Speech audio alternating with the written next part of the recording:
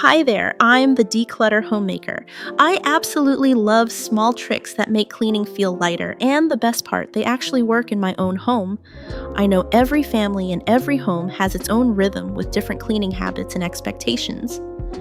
But no matter where we live, most of us just want the same thing: a home that feels peaceful and organized, not overwhelming. That's why today I'm sharing a few habits that have truly worked, not just in theory, but in real everyday life. The kind that quietly keeps your home feeling organized and clean without making you feel like you need to hustle nonstop or sacrifice your time. I used to think I needed to clean harder, buy better storage bins, and do everything in bigger, more complex ways. But what I really needed was less, not more. Less chaos, less clutter, less of that constant feeling that the space was never fully done. These habits helped me shift my mindset from doing more to doing less, but doing it better. And the first habit, it's the reason my living room no longer looks like a laundry pile exploded. Let's dive in.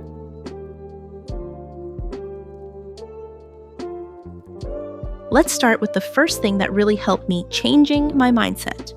I used to think cleaning was just this never-ending task that took up so much of my time, and honestly, it felt like a constant battle. Every time I'd clean, I'd end up right back where I started. But here's what I've realized: cleaning doesn't have to be hard or overwhelming. It's not about scrubbing every corner of the house for hours, but instead it's about creating a living space that feels peaceful and organized for everyone in the family. For example, instead of dedicating an entire Saturday to a deep clean, I started making small, consistent efforts each day. A quick 5-minute tidy up here and there made a huge difference. When I switched my perspective, it felt so much easier to step into my kids' rooms. The chaos of scattered toys didn't overwhelm me anymore. Instead, I felt a sense of calm when I entered the room. And this mindset shift has made a huge difference in maintaining a more organized space overall. If you're feeling overwhelmed by the clutter around you, I totally get it. But trust me, it doesn't have to be this way. In fact, I'll be showing you exactly how I decluttered several things this month in my next video. You won't want to miss it, especially if you're looking for even more practical tips to help you manage the clutter in your home. Now, moving on to the next step, let's talk about how you can get rid of unnecessary clutter by sorting through your things.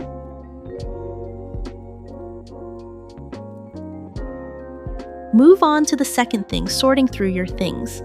I know how easy it is to let clutter pile up: toys, clothes, old books, things you don't even remember buying. It can get overwhelming, but here's the truth: you don't need to keep everything. The key is to break things down into 3 simple categories: keep, donate, or toss. Keep only what truly serves you or brings you joy. Donate what's still in good condition but no longer used, and toss the things that are broken or too worn out to fix. For instance, when I went through my kids' toys, I quickly realized how many items were just sitting there collecting dust. I picked out the ones they didn't play with anymore and donated them. There were a few that were still in great shape, so I passed them along to a local charity. And the rest, they went straight into the trash. It felt amazing to clear out space and finally get rid of the clutter that had been weighing me down. This sorting process doesn't just help you reclaim your space, it also gives you a sense of control. When you remove the things you no longer need, you'll be left with only the things that matter. It's a freeing experience, and the best part: it helps teach your kids about letting go and sharing what they don't need anymore. Now that we've tackled the sorting, let's move on to the next thing. Keeping things tidy doesn't have to be a huge task, and I'll show you how a little daily cleaning can make a big difference.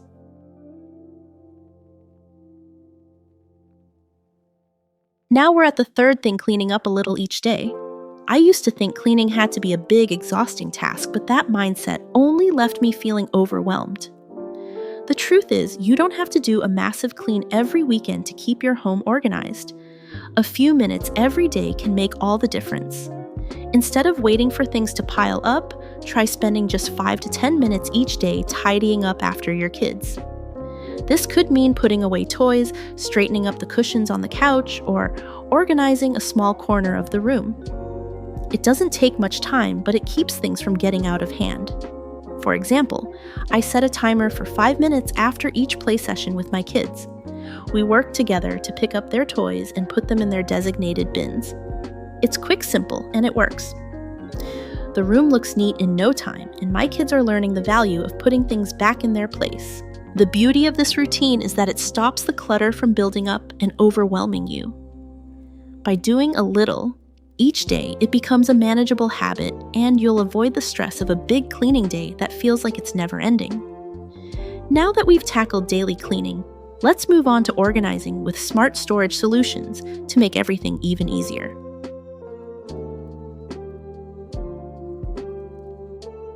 Now let's talk about the fourth thing, using bins and baskets to keep everything organized.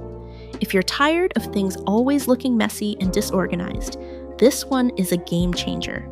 Instead of letting things pile up all over the place, bins and baskets can help you categorize and store items in a way that's easy to maintain. The best part is that they're simple, affordable, and incredibly effective. For example, I use clear plastic bins to organize my kids' toys. I have a bin for dolls, another for cars, and one for their art supplies. The clear bins make it easy for them to see where things belong, and it keeps their room looking much tidier.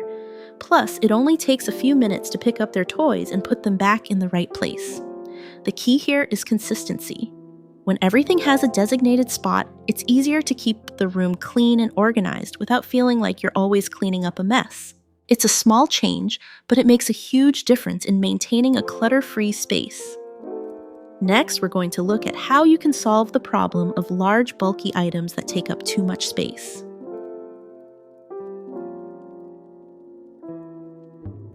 We've reached the fifth thing, and this one's all about solving the problem of bulky items. Large pieces, whether it's furniture or big equipment, can really eat up space and make your room feel overcrowded. To tackle this, the key is to use storage that takes advantage of vertical space. Big, bulky items don't need to stay on the floor. Moving them up onto shelves, into cabinets, or even hanging them can make a huge difference. For example, I added wall-mounted shelves to store some of the larger items in my kids' room. Instead of things piling up on the floor, they're neatly stored off the ground, and the room instantly feels more spacious. It's a small change, but it makes a big impact on how open and organized the space feels. This approach not only creates more space, but also keeps things accessible and organized. It's an easy and effective way to manage bulky items without sacrificing room for everyday use. With that taken care of, let's move on to the next step: regularly reviewing and decluttering your items to keep everything fresh and manageable.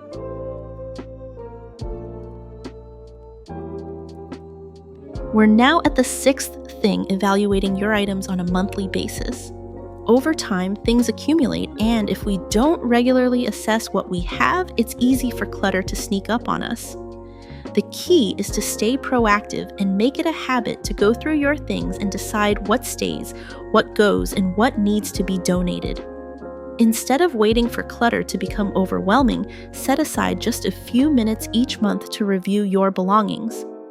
This doesn't have to be a big task. It's simply about checking in on what you're actually using and what has been sitting around gathering dust.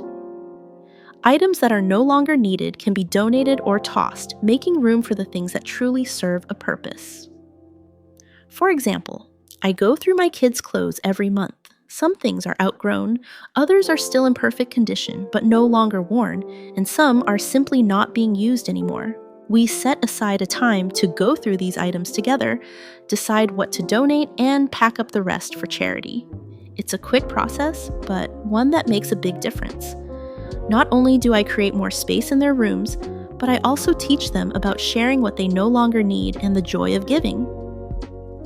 The same process can be applied to books, household items, or even furniture you no longer use. Just make it a regular check-in. By doing this monthly, you're able to stay on top of things before they pile up. It keeps your home feeling fresh, organized, and intentional. Plus, you won't feel the stress of dealing with overwhelming clutter all at once, and you'll have more space to enjoy what you truly need and love. In the long run, this routine doesn't just clear out excess. It helps you develop a better understanding of what you actually use and value in your daily life. This also contributes to a calmer, more peaceful environment at home, where everything has a purpose and a place. The best part: it only takes a few minutes a month to maintain this sense of order. Now that we've talked about keeping things fresh by regularly evaluating your belongings, let's move on to the next thing: how smart furniture choices can help save space and keep things organized.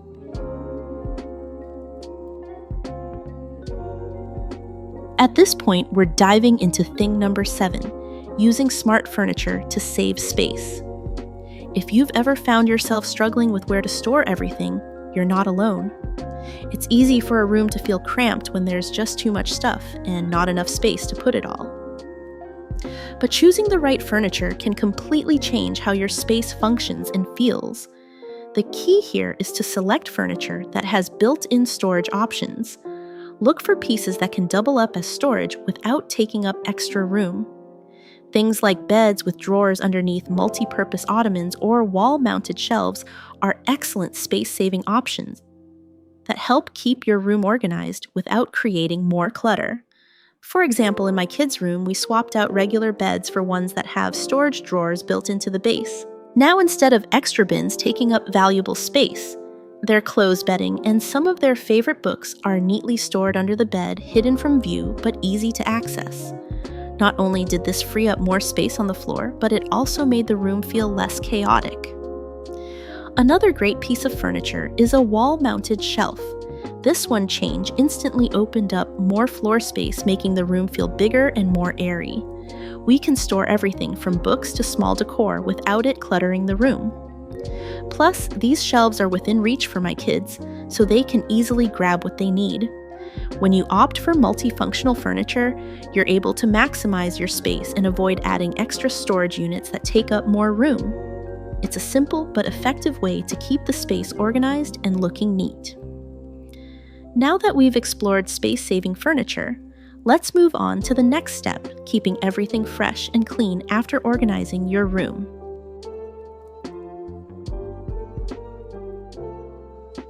Next up, we're at the 8th thing: cleaning after decluttering to keep everything fresh. After all the sorting and organizing, it's essential to take that extra step and clean the space to truly bring it to life. Decluttering is only one part of the equation. Keeping the room feeling clean and pleasant requires regular upkeep. Once you've cleared out the unnecessary items and found proper storage solutions, cleaning the room ensures that the space feels completely refreshed. It helps eliminate any leftover dust crumbs or hidden messes that might be lurking after the decluttering process. This final step creates an environment that's not only organized, but also inviting and comfortable to spend time in. For example, after I finish organizing my kids' room, I always dedicate about 10 minutes to wipe down the surfaces and vacuum the floors.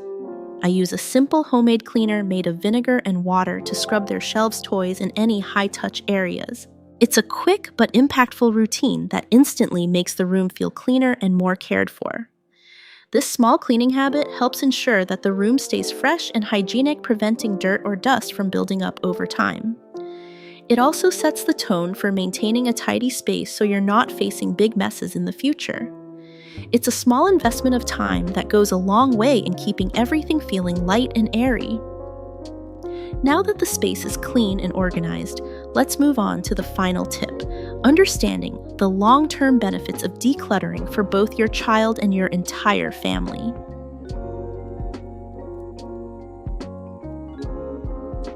This is the final thing we'll cover today: understanding the long-term benefits of decluttering for both your child and your entire family. While decluttering might feel like a quick fix to tidy up a room, the true power lies in the lasting impact it has on your family's daily life and mental well-being. A clean and organized space does more than just look nice. It helps reduce stress, improve focus, and create an environment that supports positive habits. When the space is clutter-free, it becomes easier for everyone in the family to relax, focus, and even bond. For example, after organizing my kids' room, I noticed a big difference in how they interacted with their environment. Instead of feeling overwhelmed by clutter, they could focus better on their activities. Whether it's playing reading or even simply relaxing, having an organized space gave them the freedom to enjoy their time without distraction. Decluttering also teaches your kids valuable skills like organization, responsibility, and decision-making. They learn how to value what they have, take care of their belongings, and think critically about what they truly need. These are important life skills that will stick with them as they grow up. In the long run, maintaining a clutter-free home isn't just about keeping things tidy. It's about creating a peaceful, productive, and supportive environment where everyone can thrive. By making decluttering a regular habit, you're helping your family build habits that will last a lifetime.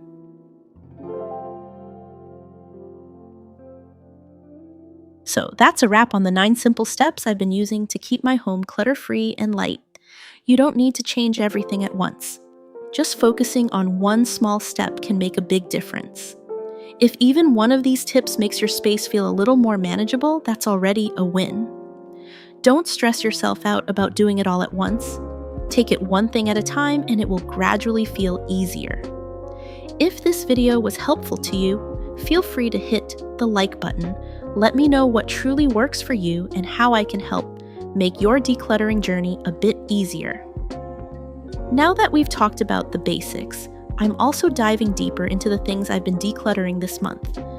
Trust me, some of the items I let go of may surprise you, and they could make a big difference in how you approach your own space. You won't want to miss it if you found this helpful. Don't forget to like, share, and subscribe. You deserve a peaceful, organized space every day. And I'm here to help you get there. And make sure you come back tomorrow to see what I'm clearing out next. You won't want to miss this next step in the journey.